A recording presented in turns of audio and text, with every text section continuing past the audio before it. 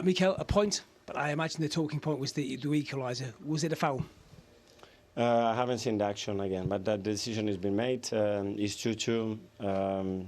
We consider two very similar goals, and they are really good at what they do and the way they create the chaos and play the long balls and the flicks and the plays that they commit forward. We consider two similar goals, which is not good enough from ourselves. But it's true that the team showed an incredible resilience and courage to go back from that result, to score the equaliser, to score the second one that we were pushing. And even though at the end we conceded the goal, we have a massive chance as well at the end to win it. So I can only be proud of the team. There are things to improve. It shows you how difficult it is what we've done in the last 10 games, winning 10 games in a row and not conceding goals, because it's a really, really tough league. I think that's the first time you've conceded 2 goals in any game this season.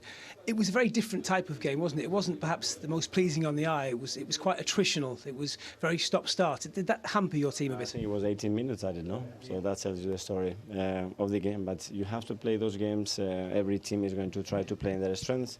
It's normal. We try to do the same. And even though the game was like this, I think we deserve to win it, and we are disappointed that we didn't get the 3 points. That said, could this still be a good point come the end of the season if you are to go on and win this title? Well, I don't know. At the moment, it feels like we lost 2 because it was so late, and then the big chance that we had at the end to win it. But it's what it is. We have to continue to improve, recognize what we've done in the last period. International break, we need to get players back because we are missing 7 players in the front line for the last 2 months. So big credit to the team, what they've done as well. Will you watch the game tomorrow? Is a draw the best result for you? Yeah, I will be watching it for sure, yeah. Like a draw? Let's see, that's not in my control. They have had. Yeah, definitely. And he's made some fantastic saves in the game as well. He even made a triple save. He gets cancelled out for offside, so apparently that doesn't count. But he's been making some fantastic saves. But I've nearly said it's so disappointing. But when you look at the overall game, I think. Fair result in the end. Yeah, just about a fair result. Just about. Look at the points from losing positions. Sunderland have amassed the most this season. They're a newly promoted side, but you wouldn't think it, would you, Gary? Yeah, no, it's a great start, isn't it? And it's all about attitude. That when I look at that, I feel like, that's about attitude, and that's about not getting your head down in difficult moments when you go behind in games. So it's a great achievement and a great start for them. And again, they've done it tonight and earned themselves a point. And you talk about attitude. Arsenal showed great attitude, as they have all season, because Saka, early in the second half, came out and equalised. Marino played his part as well in the goal. And we thought, right, they're off. Yeah, it was a great reaction, like I said, in the second half. Look at Declan Rice, he's absolutely superb. I thought he was terrific all game today, winning the ball back with a high press. And then obviously Saka finishing it off in the near post. You just look at Declan Rice here, his attitude, his desire to go and win it and press. Lafy just kind of, he holds onto the ball too long. You see there from Roofs, he's putting his arms up in the air. He can see what's behind him. He can see the pressure coming. He's wanting the ball back to maybe then clear and go long. That's the only time I saw in the game up until this point that Sunderland took risk. I thought it was a risky pass into me. Anyway, but no, it's an unbelievable strike. And trust me, these balls are different. They are faster, because I train with them at Arsenal, and even I can generate speed with them. So that's telling you a lot about the new ball.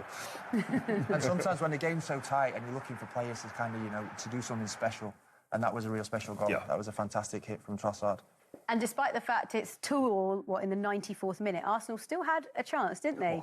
To win it very late on. What a story and what a turnaround this would have been. It would have been, but it's an absolutely amazing block by the defender. But, and when it falls to, I think it's Marino, isn't it? Yeah, That's as good as a goal. Yeah. Centre-back's point. That save there is decent. Here we go, look, body on the line. No. And Dan Bollard was involved. It's him again. Everything, wasn't he? Yeah. Honestly, obviously the goal, the finish was superb. He was involved for the first header for the goal, and obviously then at the end, a match-saving a challenge. So he had a terrific game as well. So what do Arsenal learn from this? Of course, we can see the Premier League table there. They still have that healthy lead at the top, but I guess it would have been nice to have extended it a little bit more. Yeah, of course it would, but it shows you that they still believe in what they're doing. This was a difficult game, especially when you looked at it first half. It looked difficult. Sunderland were well organised, and they knew exactly what they needed to do with Arsenal. Hit it long, play in Arsenal's half rather than trying to play out from the back. And like Gary said, when they did play out from the back, it cost them a goal. But Arsenal, they're in a good position, because this was a big test. As for Sunderland, third in the table.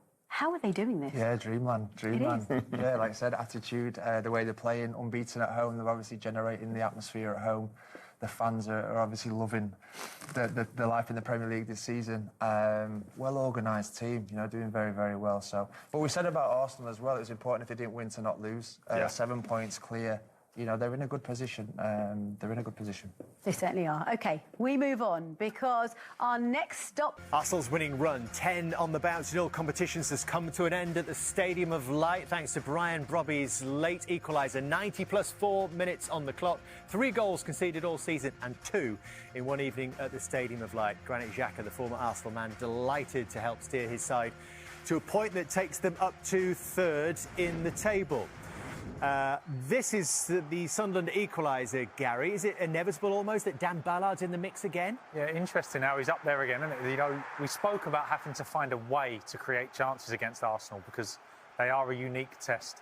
And to be fair to Sunderland, you know, they've found a way. You know, they've gone to Ballard twice with balls into the box and Arsenal have struggled to deal with the second phase. Bit of Darren Bent about that finish, I think, as well, from Brian Brobby. His first shot in the Premier League.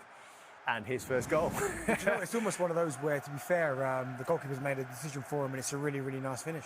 What about this? Dan Ballard again, Darren, in the right place. Yeah, it was. I mean, Calafiori probably should score himself. I mean, I think he gets too much on the header rather than really trying to go back across goalkeeper and low. But Dan Ballard there, as you said, they're putting his body on the line. I mean, he throws himself at it. I mean, it's close to giving away a penalty there, but it's a really, really good block. And the reaction, to be fair, from blocking, that tells you all about the Sunderland performance this evening. Do you think an Arsenal fan, if there was one around, might reflect that it is actually not a bad point? That is, I mean, Gary was talking about it earlier, and he's right, to be fair. Once it settles, because they'll be thinking 2-1 up, it should be all 3 points. But Sunderland's a tough place to go, as we've seen so far this season. So I think in a few days' time, they'll reflect and say it's a point well gained. Well said. More reaction on Sky Sports News and across our digital. The people were asking before this game, we'd find out in the next few weeks about Sunderland starting today. What have we found out? I think you saw again, the fight in the team. It's incredible. The boys work so hard, throughout the whole week, and we show it on the pitch. We fight to the end. Just the amount of late goals we've scored, it's brilliant. You got the first goal, you got the ball rolling, first goal from the feet in 2 years. What was said at half-time? Yeah, I mean, they caused us a lot of problems, to be fair, in the game. We was camped in on the edge of the box. We knew we'd have to take our chances at set pieces and be a lot more aggressive off the ball. And obviously going in 1-0 up, we thought we could get something out of the game, and in the end we did. Brian, you were sent on. What did the manager say to you when he sent you on? Just that I need to be important. Hopefully with the goal, and today they did. Just talk us through that goal, that equaliser. I think it was a long ball. I don't know from who.